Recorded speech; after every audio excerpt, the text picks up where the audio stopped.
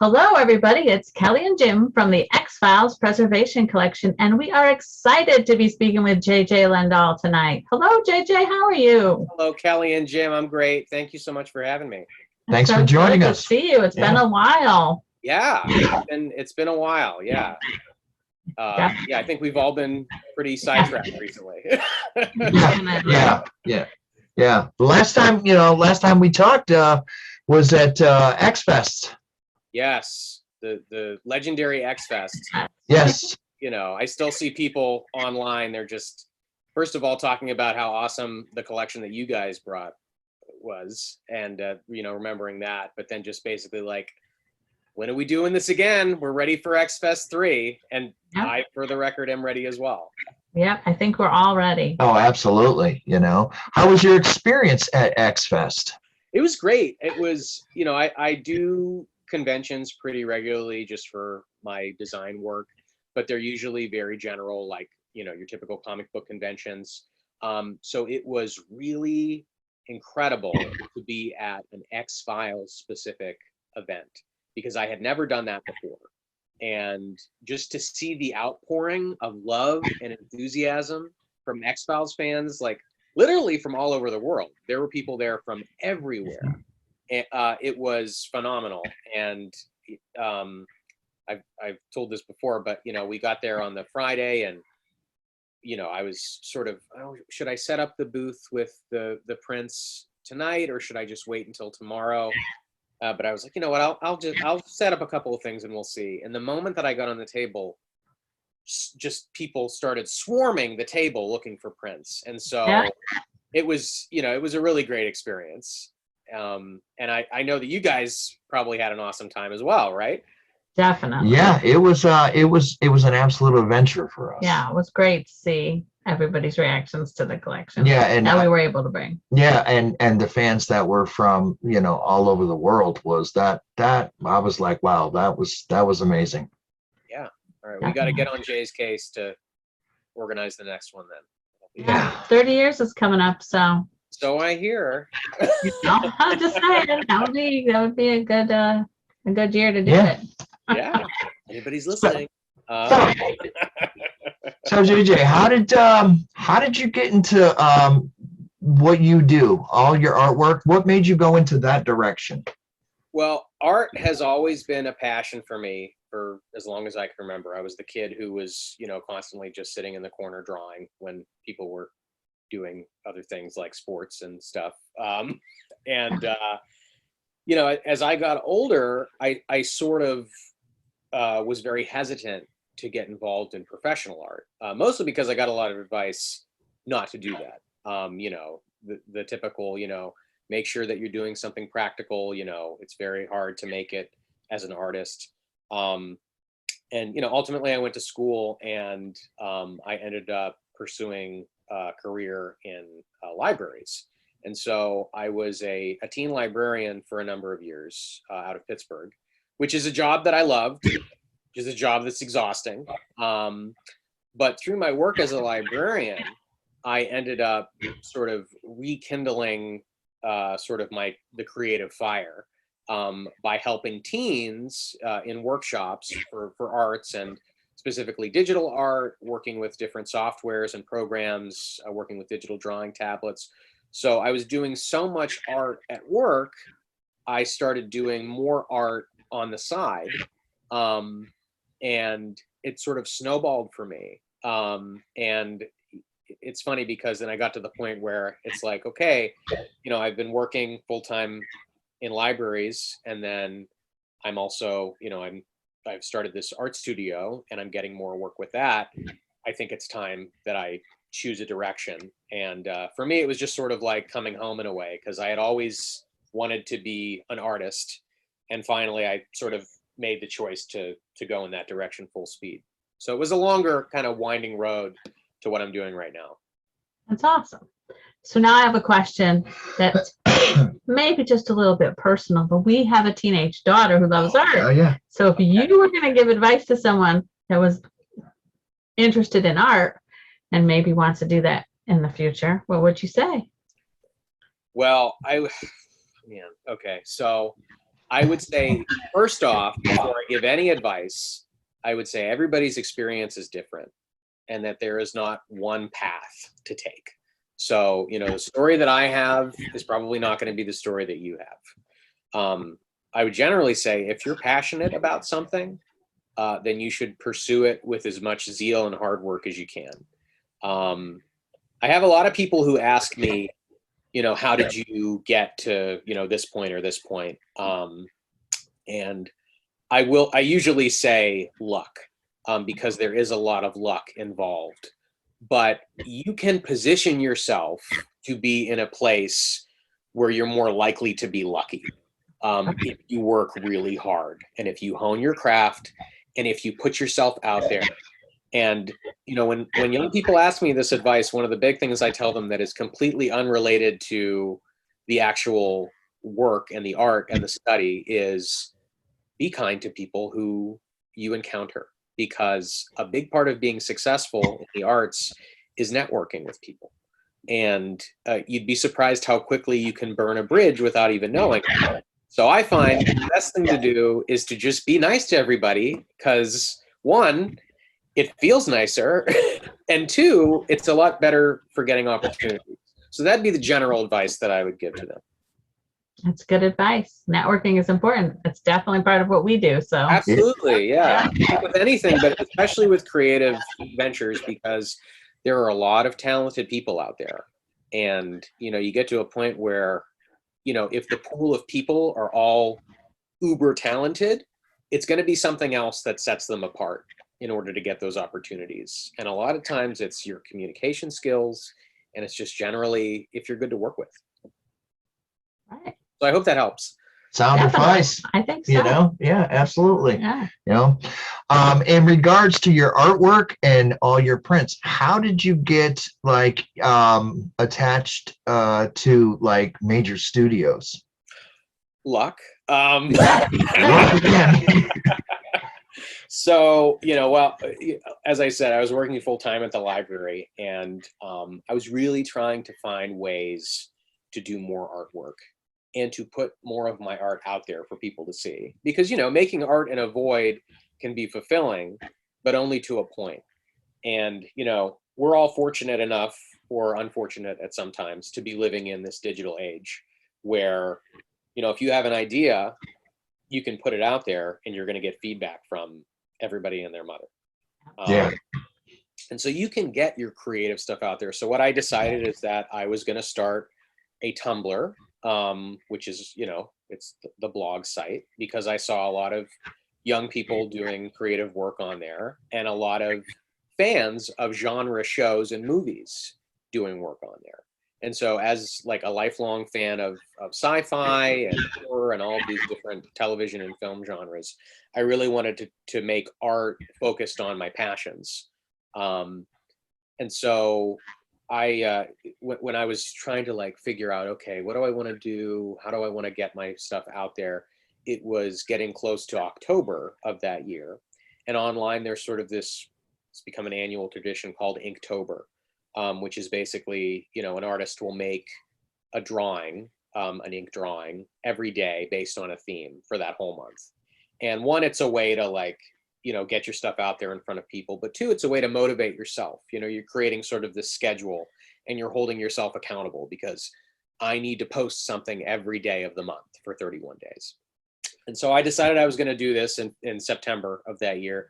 And I was thinking, okay, well, what do I want the theme to be for this? And I was thinking about shows that I really liked, and the XFiles drifted to the top of that pile. And so I decided to do an XFiles themed Inktober. But instead of doing an ink sketch, I did a theatrical style movie poster every day for some of my favorite episodes of the show. So I started putting these out there, and within a couple of weeks into the month, I was getting a much bigger response from people than I had ever imagined. And so I started asking people for their episode suggestions. And so, somebody would suggest an episode. I would, sometimes spend my lunch break at work and then the evening after, designing this poster and putting it together and getting it posted by the end of the day. And as I started doing this, I was really honing my skills. I decided, okay, well, why don't I keep doing this after the month is over and just try to continue to tap into this inspiration that I found. And it wasn't long after that that some of the folks at Fox noticed the work and approached me about the return of the show and wanting to use some of the pieces I'd created for a social media campaign to promote it. And that was like my big break. And it happened to be the XFiles. And so from that, I was able to get a deal to have the designs licensed as official prints through Fox. And once you get your foot in the door, people will return your emails, which I find very nice. And so, I was, and again, getting back to the advice I gave before, if you're good to work with, if you're good at communicating, you can take something like that and you can pivot it into a lot of different directions. So from that, I broke into the comic industry. I started doing work for CBS and Star Trek. I started doing other work for Fox, Aliens, Predator, and I've just kept running ever since. Amazing. And your art is amazing. It's very kind. So it's funny because it's very kind of you to say, and everybody's super nice to me, which I'm like, I can't tell you how thankful I am, because I think everybody sort of has imposter syndrome to a certain extent, especially when you're in the creative field, and so that does mean a lot, because I try to work hard to make sure it's nice to look at. When I stumbled on your XFile Prints, the website, for the first time quite a few years back, I stumbled on it and I said, "What the hell?" It's nuts. I was like, "This is absolutely amazing." I want to buy 10 of each.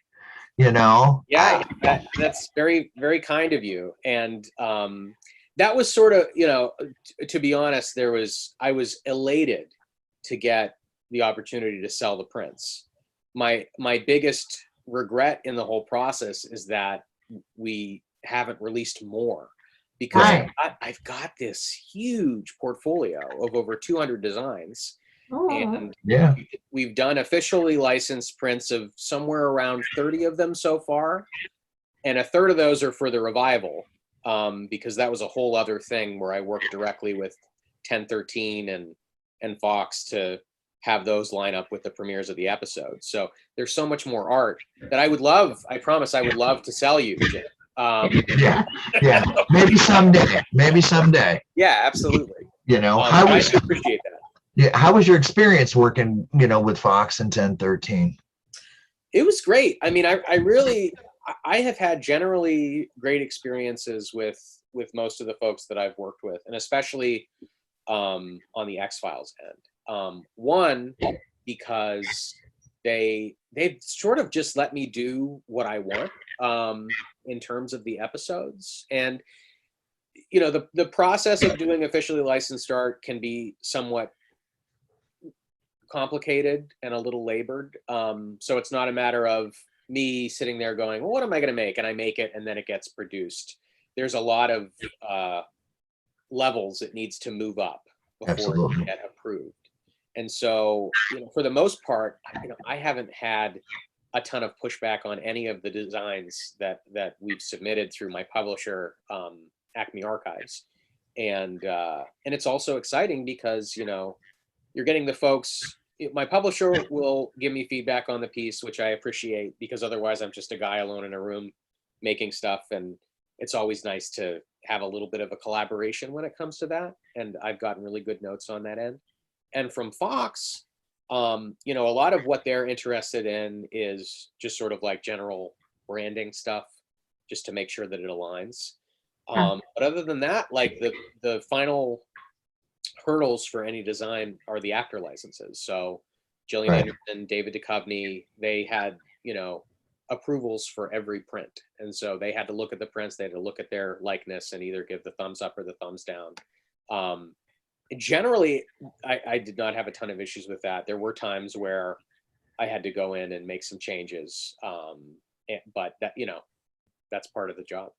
Absolutely. Right, absolutely. Yeah. It's becoming I'm seeing a pattern there of people that we've spoken to saying that they pretty much were given free reign to, you know, like Rob Bowman was saying, Chris Carter just let him go, you know, and one of the prop guys said the same thing. It seems to be a X-Files kind of hire the right people and trust them to do the work. Kind of.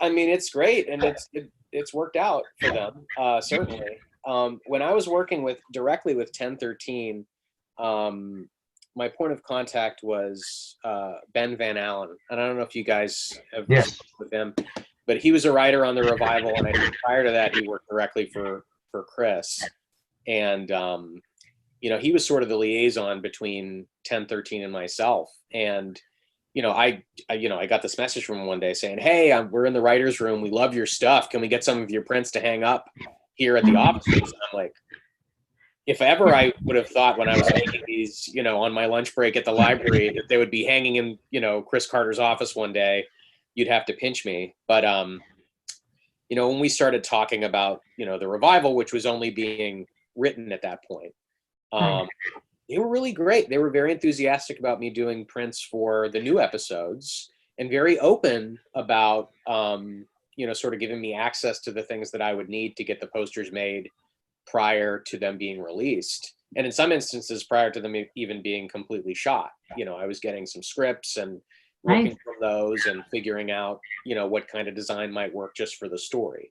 And then obviously editing as we went along the way, as there was some more reference to work from. So they were so incredibly generous with every aspect of it.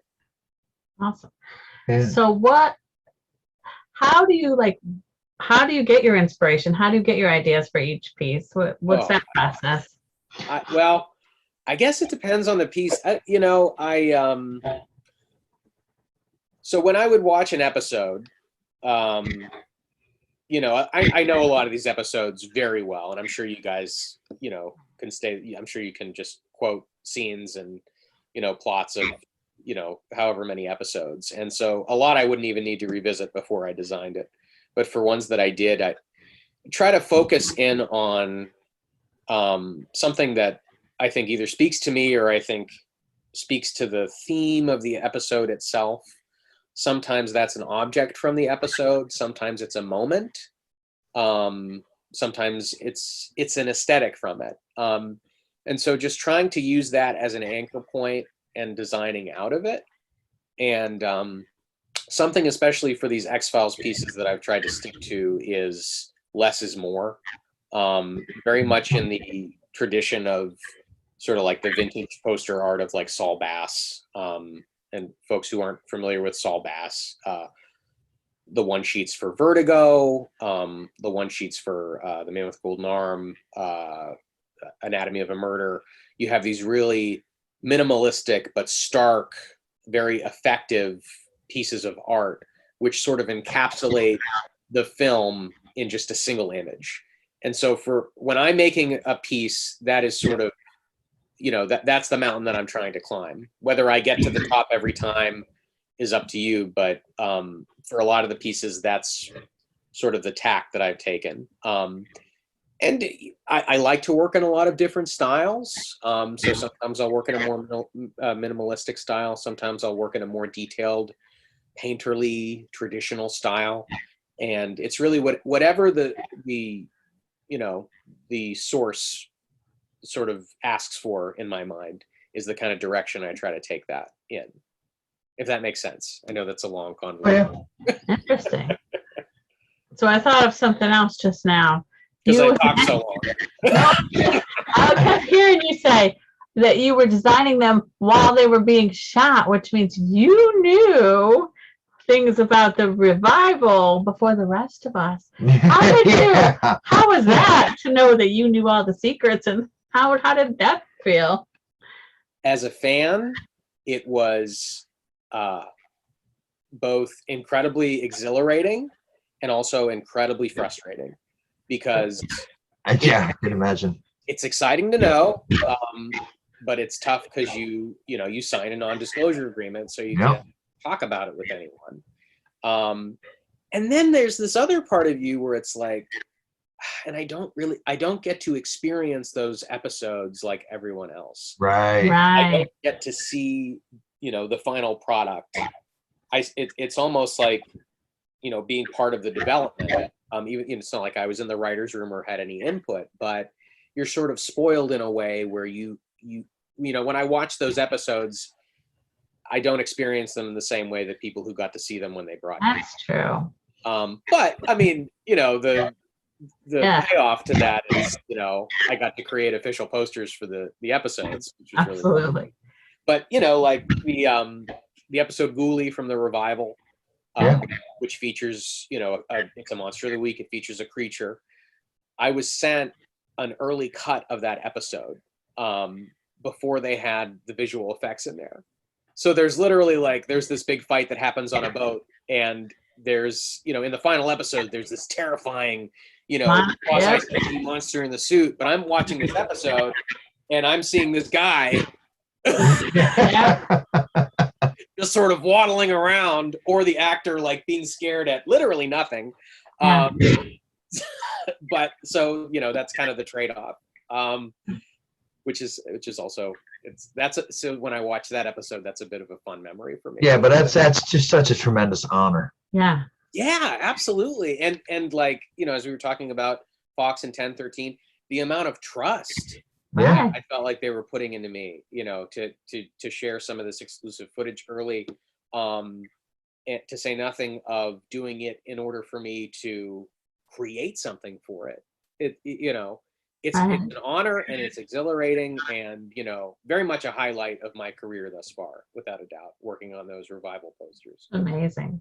When you worked on the X-Files, did that help you, to become, what do I want to say? It furthered his career. Yeah, further your career, because I see you do artwork for Star Wars, and you've done it for Indiana Jones and stuff. Like I said, X-Files was my big break. So I do not have a career as a professional designer and illustrator without the X-Files, is how I would put it. And, working on those revival ones was icing on the cake. And, even after I was already releasing prints for the classic episodes, or I don't know what the nomenclature is these days with revival versus the original ones. Original run. X-Files classic. So yeah, without a doubt, I mean, the X-Files work has helped me launch and get all the other opportunities that I have, because once you get a job like that, you've got that on your CV, you've got that in your portfolio, and I think people take you a little bit more seriously when they see, oh, you've worked with this major studio, you've worked with this major property. It gave me access to the convention circuit. When we did our first X-Files official print release, it debuted at Comic-Con in San Diego. So I was out standing at a booth in Comic-Con signing my prints. It was, in many ways like an out-of-body experience, because it's like, how did I get here? And I still feel like that sometimes. Yeah, that's amazing. It is definitely amazing. Is there any kind of artwork or anything that you've done that has given you a lot of difficulty? Yeah. Probably almost everything. Well, that's a really interesting question, Jim, because some stuff really does come easy for whatever reason. And if we want to talk specifically about X-Files stuff, the easiest posters for me, and this is partly because I'm probably coming at it with too much fandom, the easiest posters for me were the episodes that I wasn't really into. I think because I didn't feel the weight of okay, now time to make a poster for Ascension, time to make time to make a poster for some of these huge episodes of the show that people treasure. When I'm making a poster for space, I'm not super sweating it. No offense to those who love the season 1 episode Space. I'm so sorry. I tried to make a cool poster for it. So yeah, it's and sometimes like I mean I've been experiencing this a lot because as I mentioned to you guys before the interview, I'm a new dad, and so when I've discovered when you're a dad, your schedule is sometimes not as flexible as it was. Exactly. And for a lot of because I work from home, my wife works from home, and so we are very fortunate that we can both have this huge role in raising our daughter. And her work is a lot more sort of strict. She works at an 8 to 5 job, and so she's teleworking the whole time, and so during the day I'm kind of like the number one when it comes to the parenting stuff, and I'll get things done in between, but a lot of my most productive hours these days are in the evening at night. And it's rough when you've got limitations on your work time when you're a creative person, because if I was doing finance, I would sit down and I'd open up my spreadsheet and I would start doing the work that I have to do, my tasks. When I sit down to work, I'm looking at a blank canvas, Right. and sometimes I'm not in the right headspace to create something that I think is worthy. And so, experiencing that it can be really frustrating. But I've found that if I am encountering something frustrating like that, I just have to work through it. And I have to put down the stuff that I might not be happy with even as I'm doing it. But I've got to work through that rust or just work through that mindset until I get to a place where I'm like, okay, I think that I'm starting to get somewhere. And so that's kind of the struggle. So I feel like lately I have been pushing through that better because I've had to, because I don't have the time not to at this point. But there were some episodes of the show where I was like, I'm trying to think of one in particular that really had me. Gender Bender from season 1. I was like, what do I do with this? I don't know how to, I was really having trouble trying to synthesize what the episode would look like in poster form. And I ended up doing some sort of like take from the Hammer horror film, Dr. Jekyll and Ms. Hyde, if you guys are familiar with that one. And so that sort of got me through that one. But yeah, I'll definitely have frustrations. And when it comes with doing the officially licensed stuff, because like I was saying, there's a whole process there. Yeah. Sometimes I can spend a lot of time on a draft of something and I'll be like, okay, I feel really good about that. And then I'll submit it and I'll get a whole heap of notes from the studio and I'll just have to go back and I'll have to like reassess what I did. So you can't have much of an ego when you're doing this kind of work, because people are constantly telling you like, this doesn't work, change this. Have you thought about this? Maybe this. And you just got to be ready to just go in there and pour your heart into it again and just make a fresh start. And that does have to be hard because it's a creative, you're in a creative field, and that's usually more, I mean, it's hard to be creative on a schedule, I would imagine. Well, I totally agree. And that's another part that I think that, there are a lot of super talented creative people out there that can do incredible work, but there's this whole other dimension to doing it professionally, where not only do you have to work on a schedule, you've got to be flexible. You might have created what you think of as a masterpiece, but if you're working for a client, if you're working for a studio, if there are other people in the room, you sometimes you have to compromise. And so you have to find a way to answer those notes in a way where you can compromise with them, but you feel like you aren't compromised yourself, where you feel like you're still putting out something that you're proud of. And so you've got to be flexible in a way where you can still stay engaged. And I feel very fortunate that I feel like I've found the formula to do that. And I think part of that comes with really honestly enjoying collaborative work. And so I look at it as that. I don't look at it as like, this is my thing that I made and you want me to change it. I look at it as, this is something I've created. What do you think? And let me take your thoughts and let me go back in and let's see where it ends up, if that makes sense. Yeah. Yeah, it does. Absolutely. You know, Definitely makes sense. well, So now I get to talk about your being a fan. I like the fan part. Yeah. So when did you first get in? When did you first find the X-Files? When did you start watching? I remember when I think I was probably 6 years old, and I was at a sleepover at a friend's house, and he had fallen asleep, and he had his little, we were in his living room, and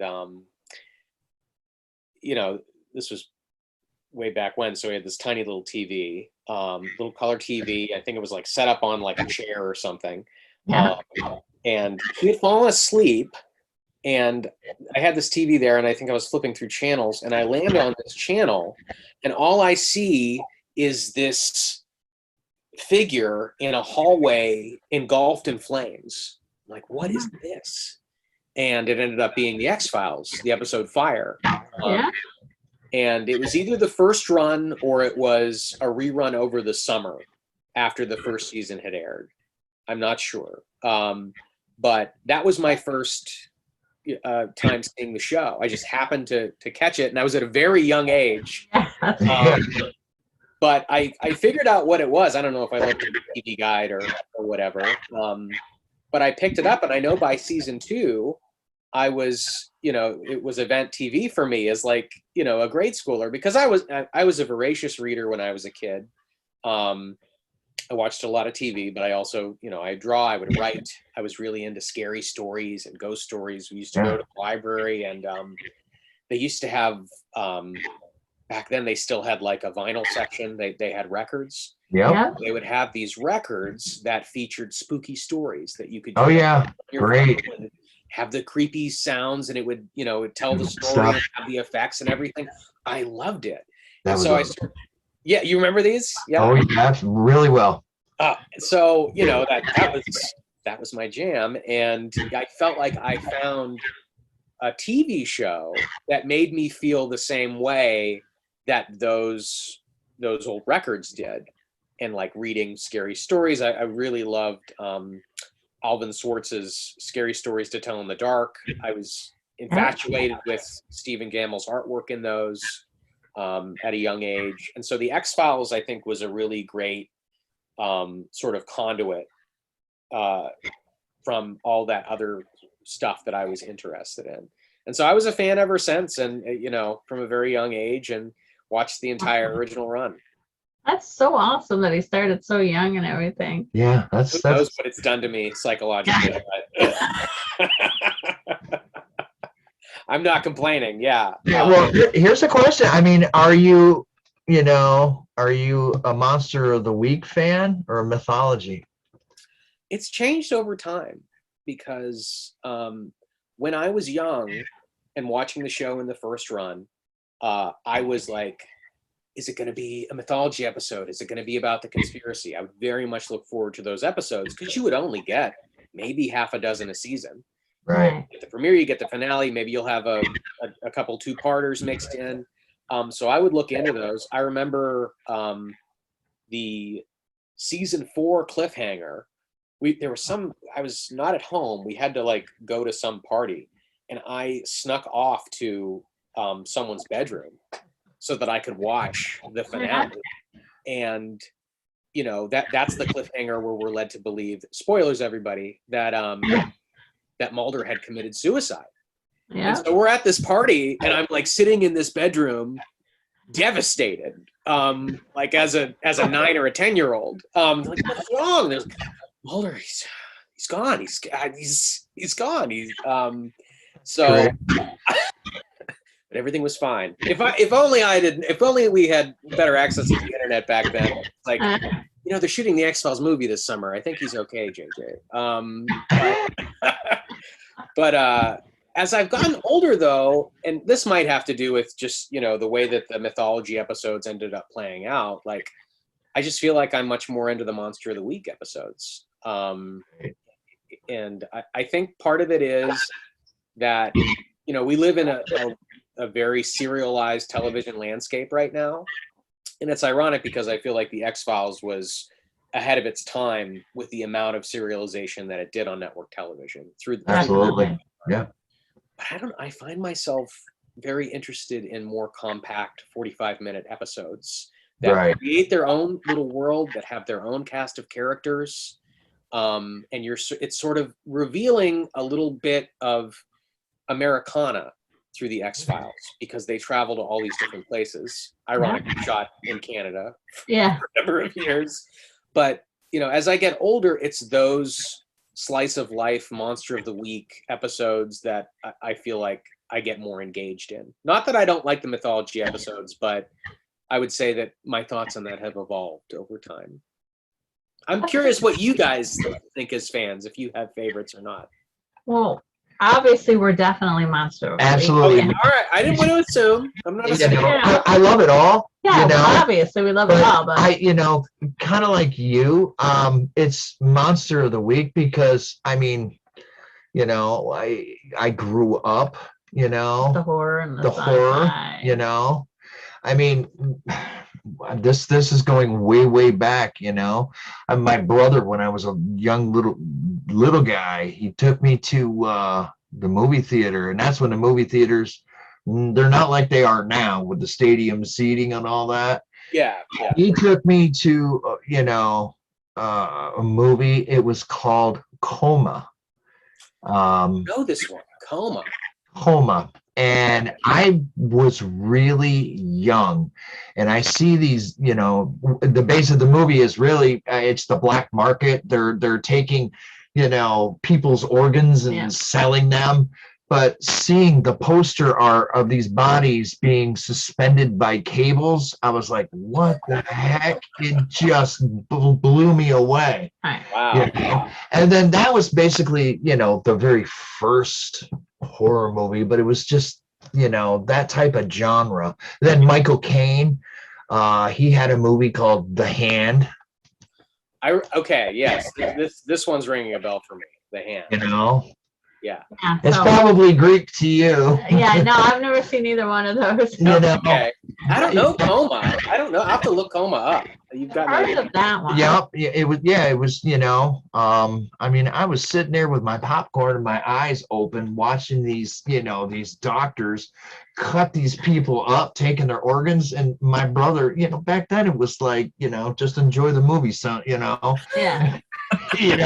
I walked out of there, I was half scarred. Right. But I was kind of bit, by the horror. I escaped. It was the horror. Yeah. And then it just progressed. I'm totally with you there. And I like how the way you phrased it, you escaped. Because that's a lot. That's how I felt with horror when I was young as well. Because this stuff, it really did scare me. The idea of, monsters or ghosts or anything. But I was also really taken with the idea that, I'm experiencing these stories, but you can also create these stories. Yeah. You can create these feelings in other people. And I think that, when I got bit by the horror bug, I also got bit by the creative bug, whether it be writing or art. Because I was just so intrigued that, like, yes, this scares me, but somebody made this. Like, somebody made me feel this way through a craft. And that was so intriguing to me, and I wanted to learn more about that too. That's awesome. So I have to ask the question. Okay. Do you have a favorite episode? Oh, it changes by day. Like when people ask me this, usually my go-to is, and I'm not saying that this is my favorite episode, but my go-to, I like to say humbug, because it's an episode that I really like, and it's an episode that I think really demonstrates a lot of the unique things about the show. Right. I feel like it was one of the first episodes where the show was like, you know, yes, we're a, you know, sci-fi horror drama show.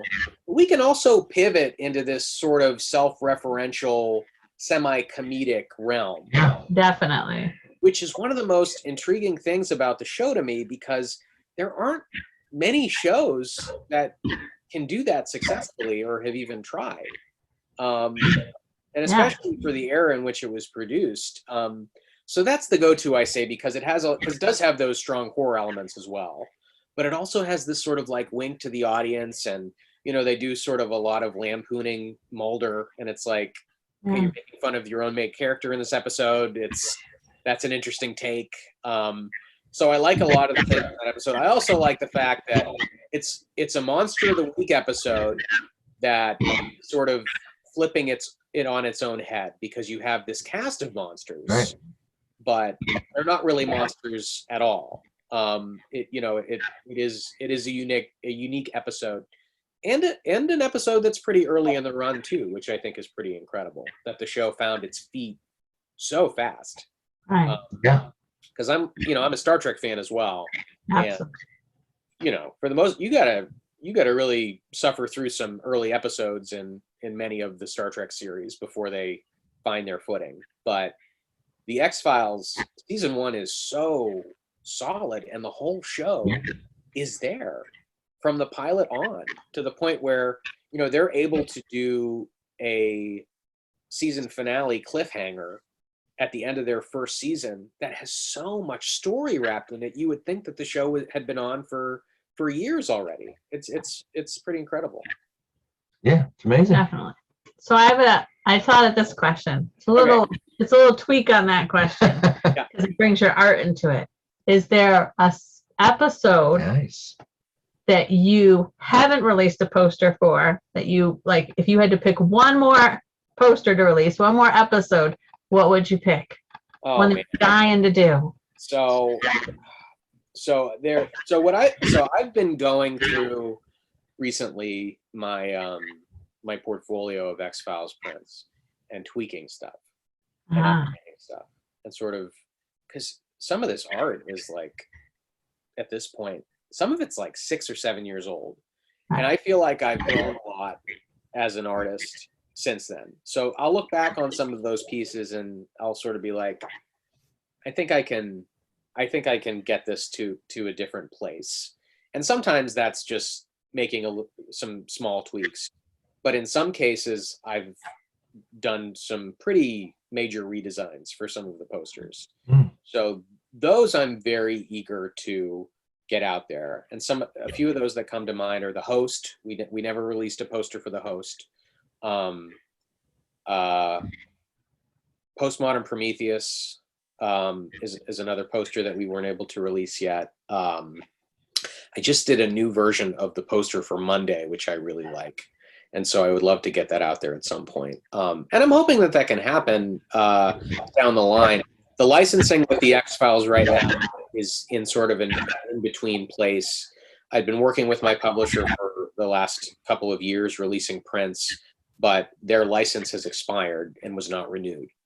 And so I'm sort of in a place right now where we're pausing the prints until I can find another avenue to release them officially. So if and when that happens, those are some of the ones that I would love to lead with, because they're incredibly popular episodes, and I've got these fresh takes on the posters that I'd really love to share with people. Well, I know all us X-Files fans are rooting for you to get that licensing back, because we're dying to see what's hidden in your portfolio. Yeah. I'm trying to be positive about it, and I will say this, that I'm working on some X-Files related things that I'm very hopeful about. And we'll see what happens. I think I'm in communication with the right people that hopefully some very fun stuff on the a little farther on the horizon. Nothing immediately. Interesting. So we'll it's a little teaser there. You're doing a little Chris Carter to us. Sorry. Never be sorry for that. But the other thing is that, you know, I haven't even revealed, because there are a lot of prints that have been revealed online that have not been released as physical prints. But I really haven't shown any stuff for seasons 9, 8, and for most of 7. So that stuff we got to get. Yeah. We got to get some Doggett stuff out there. Yeah. I'm a Definitely. fan of Agent Doggett. You know, I know that those years are somewhat polarizing among the fan base, but I'm anxious to get some of those episode posters out there too. Yeah, Doggett definitely needs some love. Yeah, definitely. Yeah. I think that when that first happened, when those seasons first came out, they were polarizing, but I feel like now that time's gone by and people have gotten used to it and, you know, they rewatch, I think everyone's coming around to. I hope so. Now the revival can be polarizing. And Yeah, then that's down right. the line, when they do the reboot, then everybody will like, oh, we really like the revival, and now Right. be polarized. About the next thing. Exactly. It's funny. But don't forget this, you know, I'm a huge fan of some of your fan favorite, artwork, Yeah.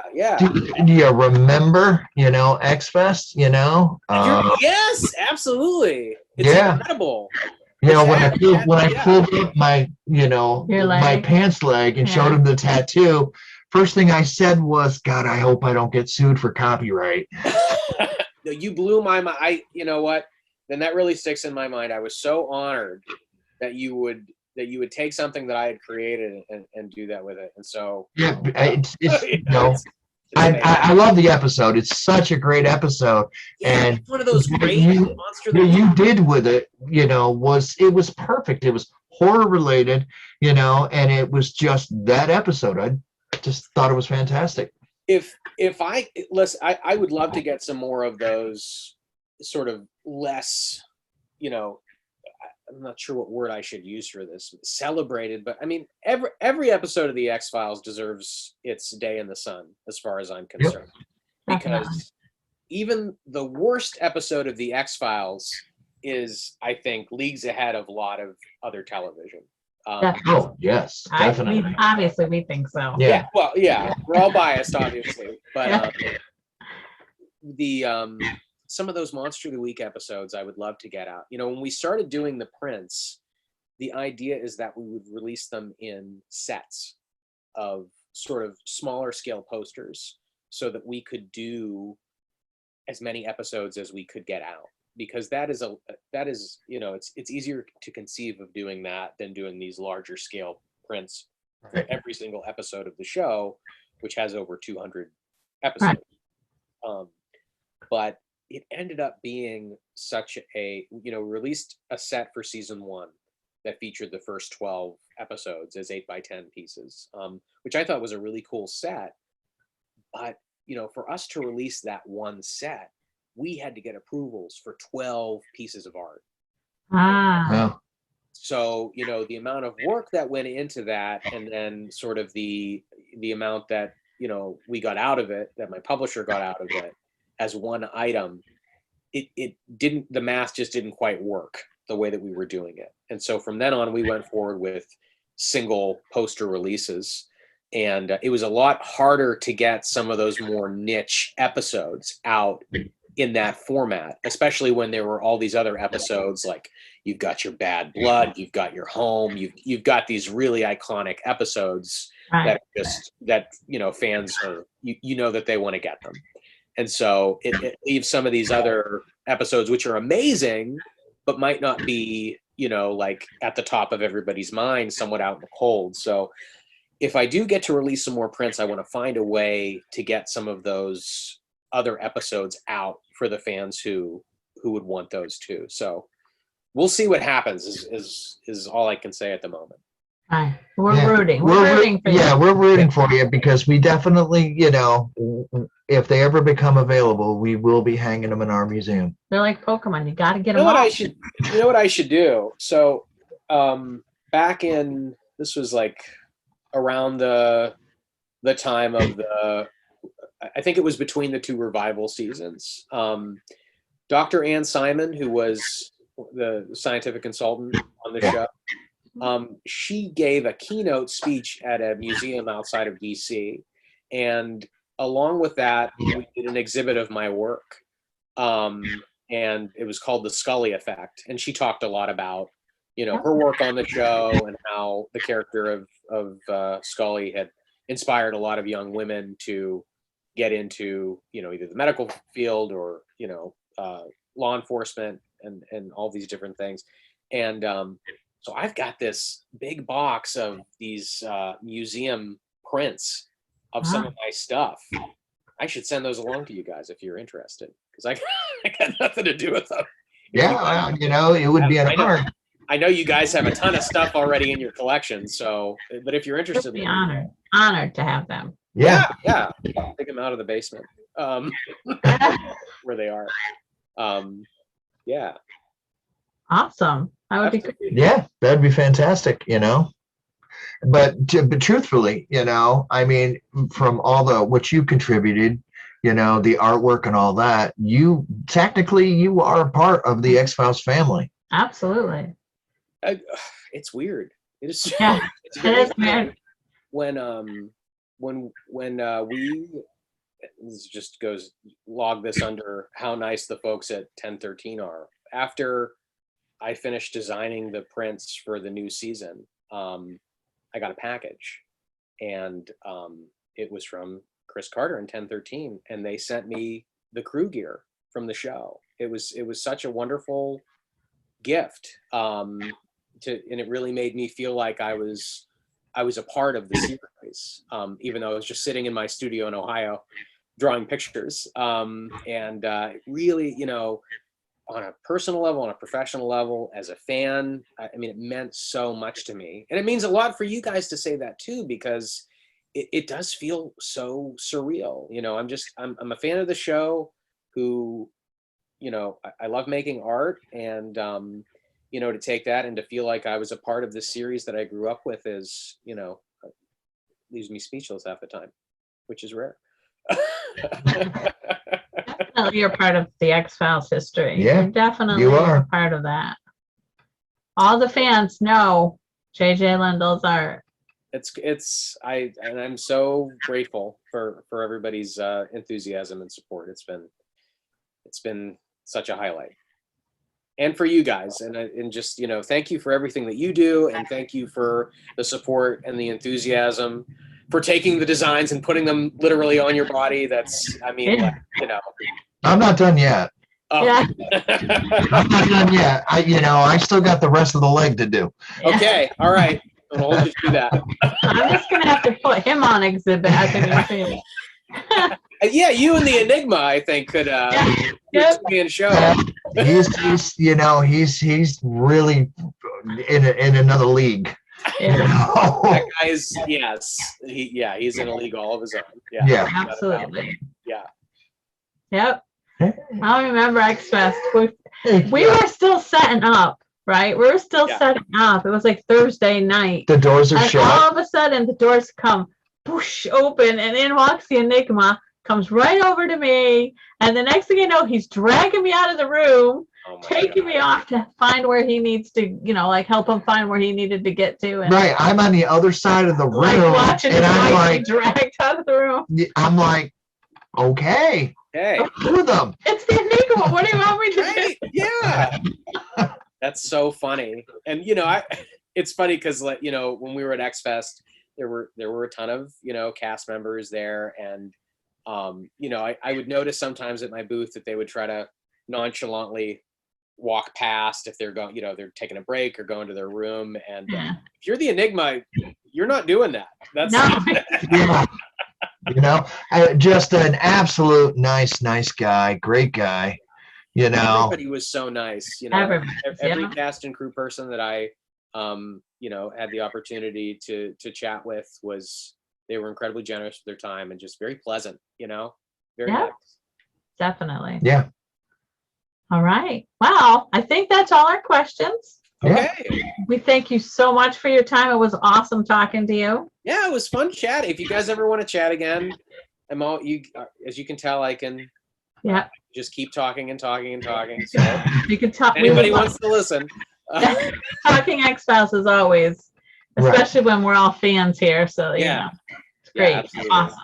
Thank you so much for the opportunity to come and chat, and it means a lot, and this community, being a part of it, means a lot too. So thank you for everything that you guys have done for the community and continue to do with your work in preserving the history of the show. Thank you. Thank you. Yes, definitely.